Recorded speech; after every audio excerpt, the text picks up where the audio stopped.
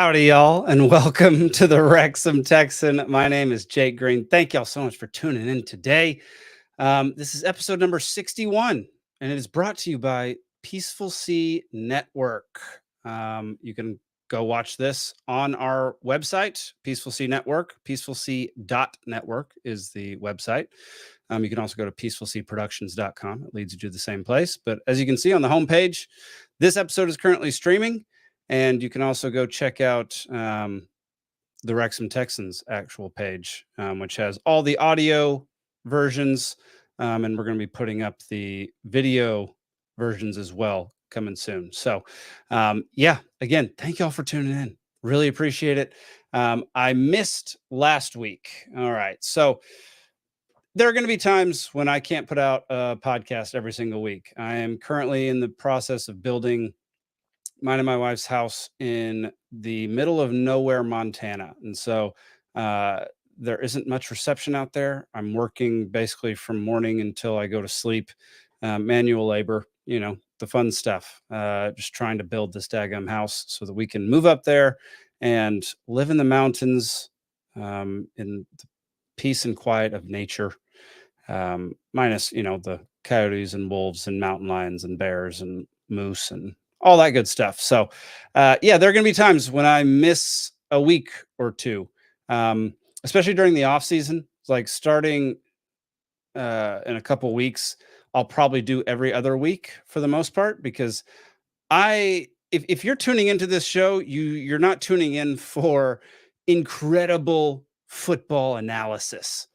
I am not the guy who's going to give you statistics from the past 10 years, 20 seasons, even detailed statistics of this season. That's not what this podcast is. I am merely a fan who has a lot of opinions on our awesome squad and on basically what I think we should and shouldn't be doing and what I'm happy and not happy with. And so, if you're trying to find a podcast for statistics and super detailed, incredible thoroughness with football knowledge, that's not me. I'll get better over time and I'll learn more and more and more.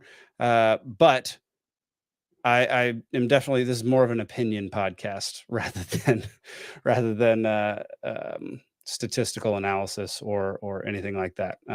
I barely know formations. That's kind of my thing that I'm trying to learn most right now is just formations and how they differ from team to team and why play one formation versus another. That's something that we just kind of had basic formations growing up when I was playing football. I was a midfielder, right outside mid. And I don't really remember us ever changing our formation very often. So, but it's America, and that was 30 years ago. So I don't think the football world had really ingrained itself in our sports growing up. There are going to be times when I miss a week or two, but I'm back this week, and next week will be my season wrap up. I'm going to try to have my friend Steve Irwin on, and we can talk about Wrexham for hours on end. And so next week we're going to have awards. There's going to be at least 2 awards, maybe 3, probably 3. There's going to be player of the season. There's going to be something called the Alamo Award, which I will describe in more detail next week, but it's called the Alamo Award. And if you don't know what the Alamo is, I'm from Texas. It is a massive piece of Texas history. And basically it was during the War for Texas independence, the Alamo fell to the Mexican army, even though they were given a chance to get out, and all of them stayed to fight to the last man, and they all ended up dying. And so the Alamo Award will be given to the player who fell the most during the season. That's basically what the Alamo Award is. And so I'll give you a top 3 for each one next week. And maybe I'll do it on social media throughout the week. So I'll give you my 3 nominations for each award that I'm going to present next week. And I'm going to send little trophies or little awards to each of these players and hope it gets to them. You never know. It could. I don't have their home addresses or anything, so I'll be sending it to the club. So yeah, y'all, season is over. Let's talk about the Stockport game, shall we? Actually, let's watch just 2 highlights, the best 2 highlights of the daggum night.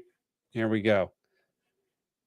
The sprinter ground making a run, and O'Connell sees Palmer. Wonderful ball, Palmer, 1-on-1 with the keeper. Yeah! Better pass. Slams it home. Love that. Great pose. What a pass from O'Connell. He got that one right, didn't he? He did. Well, I was saying at half time, I wasn't happy about that one. Oh, so good. It's so good. The pass. Wow, what a ball by O'Connell. Seriously, O'Connell.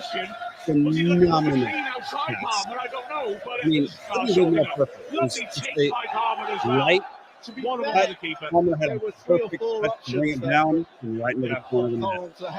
It's a hit, and he hit Palmer. I didn't see that until the ball was landing. I thought he was going that's wide. That's a great angle to do that at. I thought he was going outside as well, but Palmer, beautiful touch. That was beautiful. That was absolutely stunning.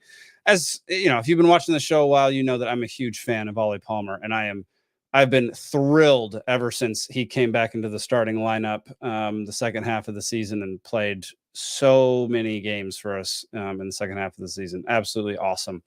And then here's a different angle of the second goal, which is Mr. Andy Cannon.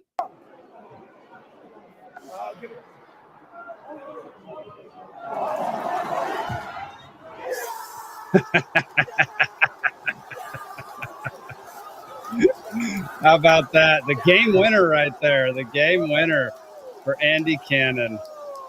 Unbelievable. The noise. That was from Naismith at Wrexham 89. Yeah, I cannot wait to go to a game in Wrexham. I was trying to go so hard this year. We did not make it out there. So really praying that we get out there next season to see at least one game. I'm hoping to go to a home and an away game. We'll see. But gosh, what a phenomenal comeback. Y'all, obviously the game didn't really matter in the sense of like how it affects our season, but it mattered. It mattered to the players. It mattered to me. It mattered to the fans. It was something where, yeah, Stockport won the league by a few points, which we'll get to here in a second. But we beat them, we beat them. We came back and beat them at our own ground. And I just thought the whole game, we showed a lot of grit. We showed a lot of determination. The fact that Ollie was able to get that one in the 47th minute was absolutely fantastic. And then we just have so many goals very late in games. We went over a statistic about that with Paul Mullen a few episodes ago, where he scored like 9 goals in the 90th plus minute, which is wild. So yeah, we just score a lot of goals near the ends of games, and this was no different. It was absolutely incredible. Let's go over a few statistics real quick. Let's see.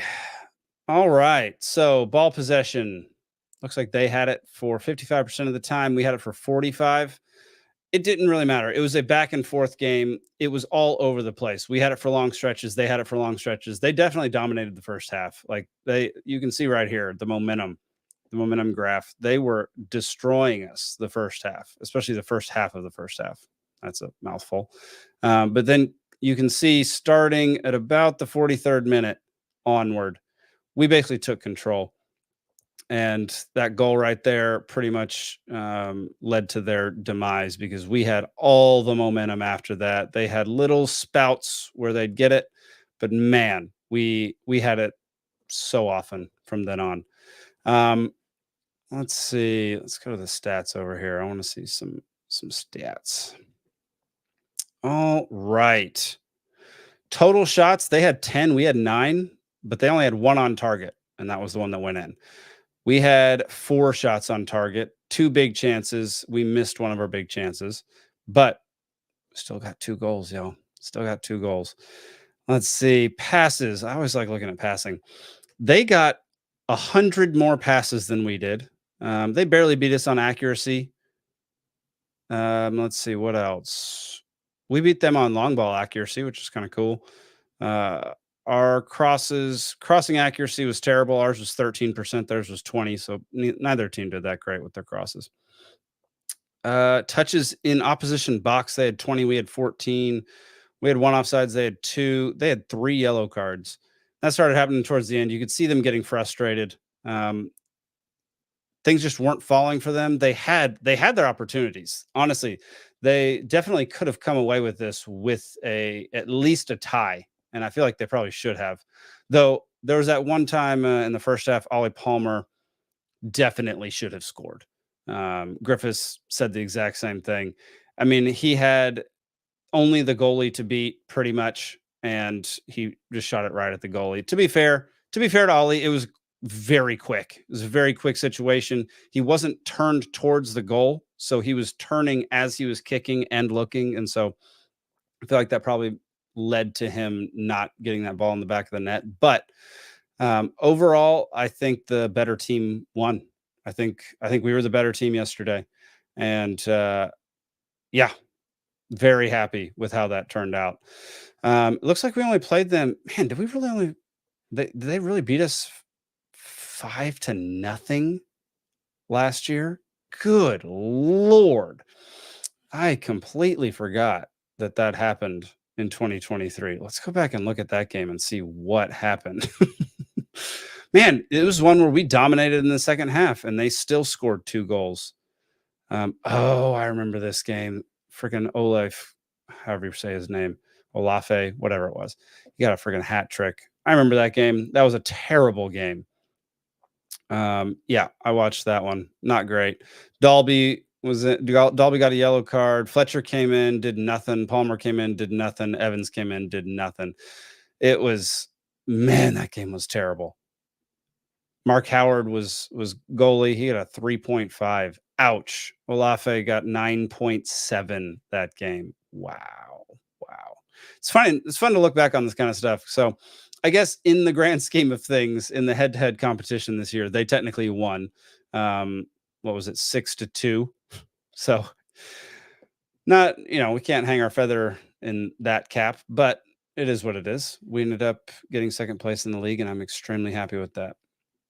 Let's see how the table ended up. All right. Stockport ended with 92 points overall. Wrexham had 88 points. Mansfield had 86. And those are the 3 automatic promotions for this season. We ended the game ended the year on a 5-game win streak. Look at all those W's right in a row. Handed Stockport their only loss in their last 5 games. And to top it all off, Mansfield ended up drawing, which allowed us to get that second place position because they have the goal differential on us. They ended up having 43. We had 37. But that final draw led us to get the number 2 slot. Yeah, I loved this post by Paul Mullen. How it started versus how it ended. Started with him in the hospital, ended with him holding up a bottle of champagne celebrating on the field. It's just unbelievable. What a season. What a season, y'all. Here's a post from Fearless in Devotion. Fortress Kairos is what it's titled. Played 85, won 66, drawn 13, lost 6, goals scored 229, goals conceded 80. That's our home form under Phil Parkinson. Come on. There was like a period of 2 months where I heard nonstop that we got to replace Parky. Parky's not up for the job. Enough with that garbage. You gotta be far more patient during the droughts because there will be droughts. It's sports. You're not going to win every game ever, and you're going to go through really tough times. And so the fact that Parky seems to always get us through has gotten us promoted twice. We almost got promoted the year before that. It's show a little more faith in our leader. This dude, he's unbelievable. He's a fantastic coach. He is a killer at getting us promoted.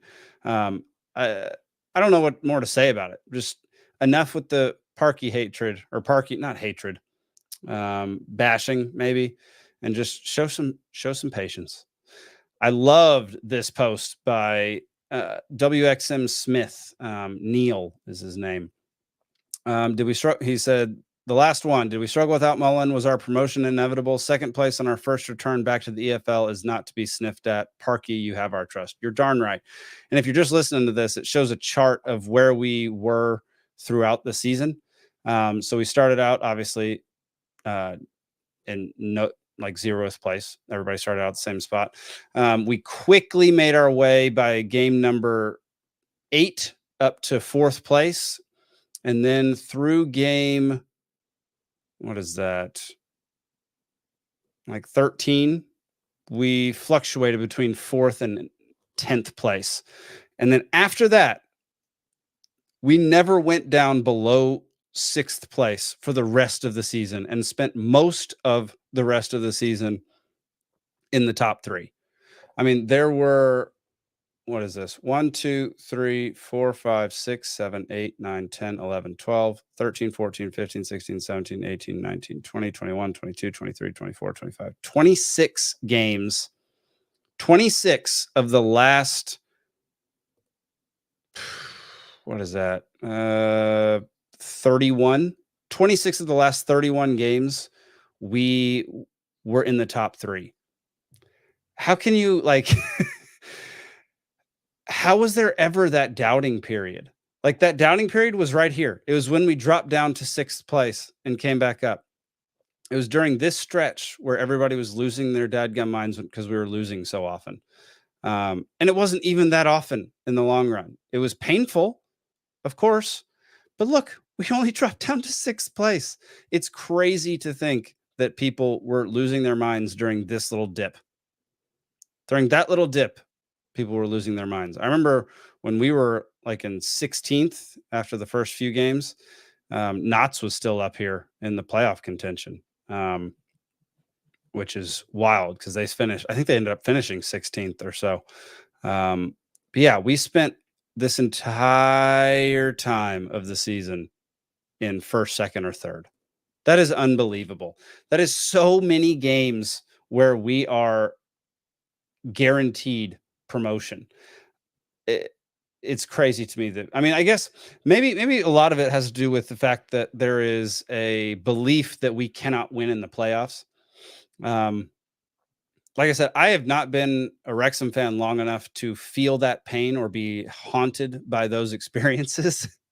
But I can understand if there were many, many years where you watched your team, Wrexham, lose in the playoffs, and we just did it repeatedly. I can understand how you might have some PTSD from playoff appearances.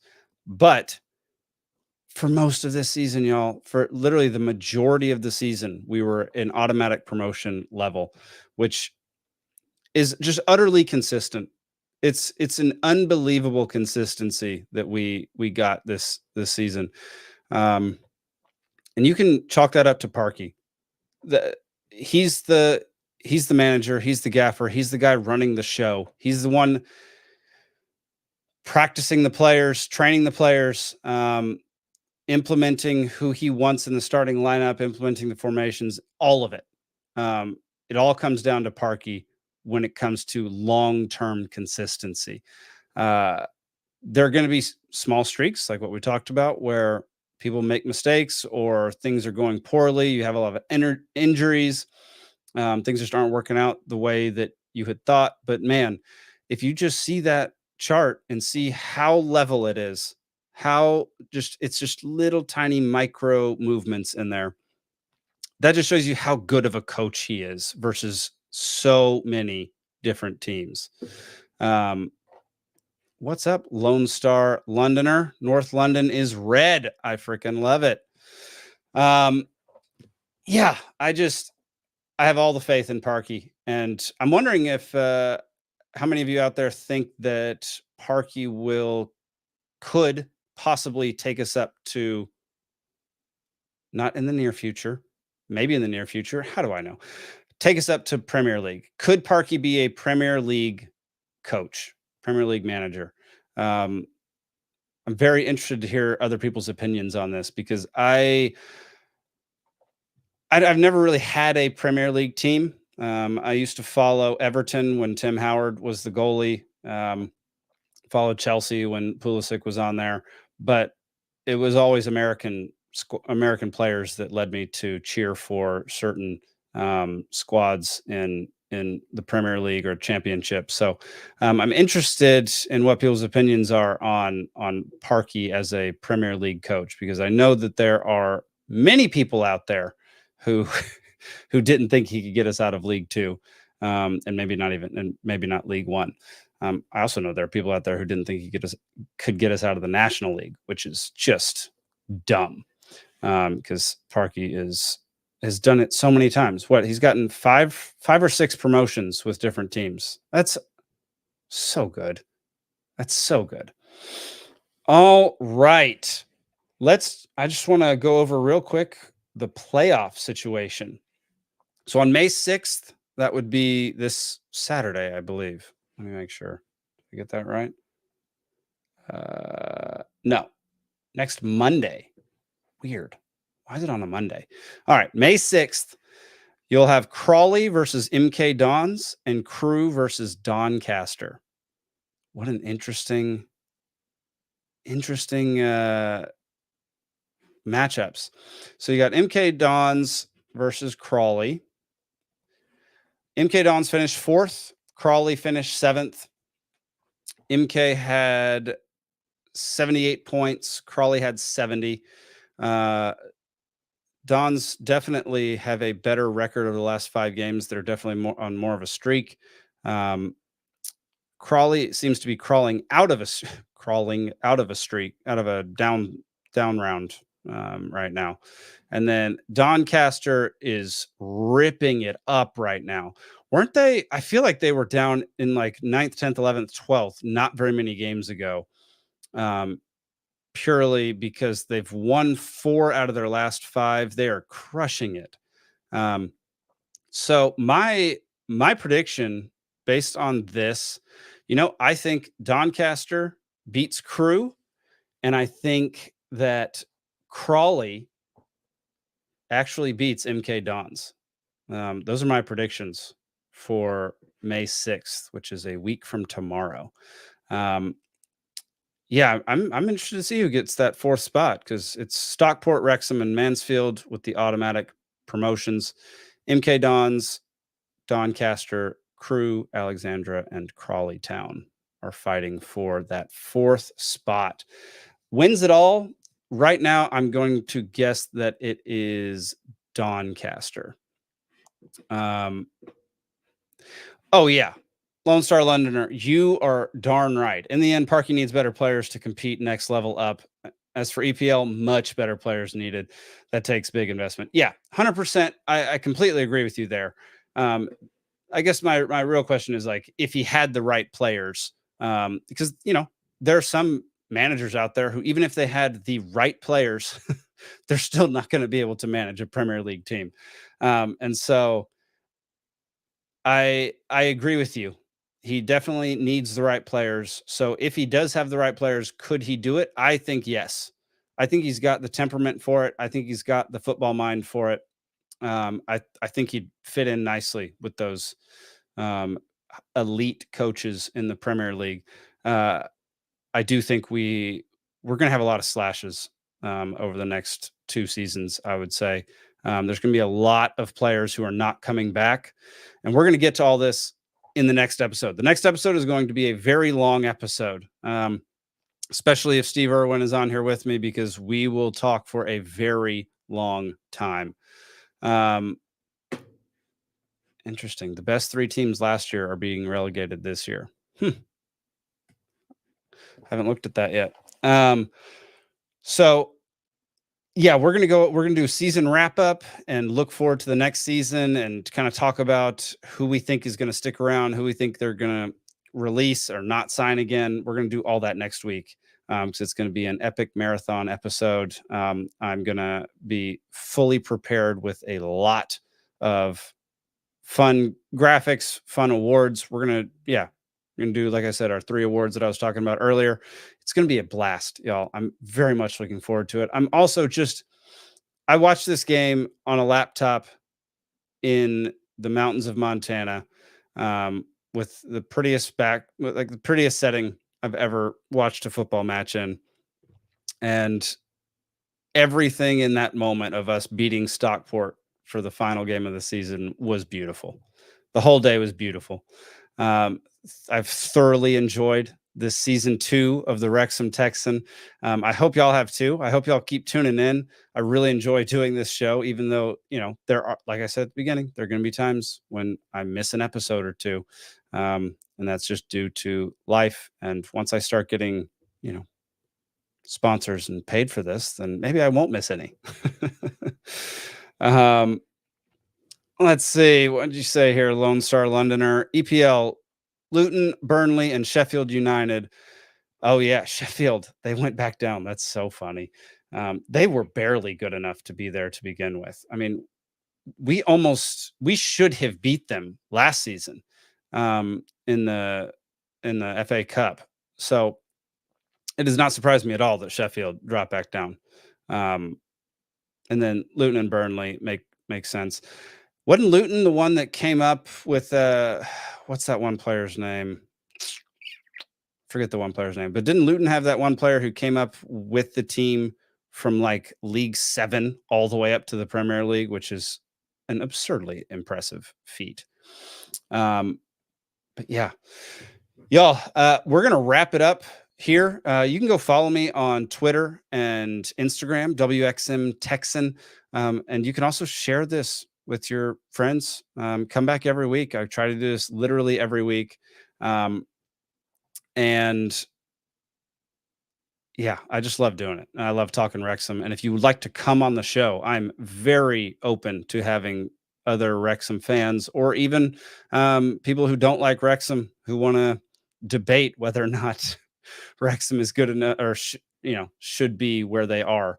I'm happy to have people on to talk about all that. So yeah, that'll be it for this week, y'all. Make sure to drop a like on the video, share it around. You can go watch this on PeacefulSea.network. We're going to have some merch coming out soon. You'll be able to get some Wrexham Texan merch. And yeah, that'll do it for today. Lone Star Lunner, appreciate the comments, buddy. I hope you have a great day, night, evening, morning, whatever it is. Hope you're having a great time. We will see y'all next week for the marathon episode of Wrexham Texan. Up the town. Search my soul with all your heart, you're gonna see it. You're gonna see it. And if you knock my soul with all your strength, you're gonna find it. You're gonna find it.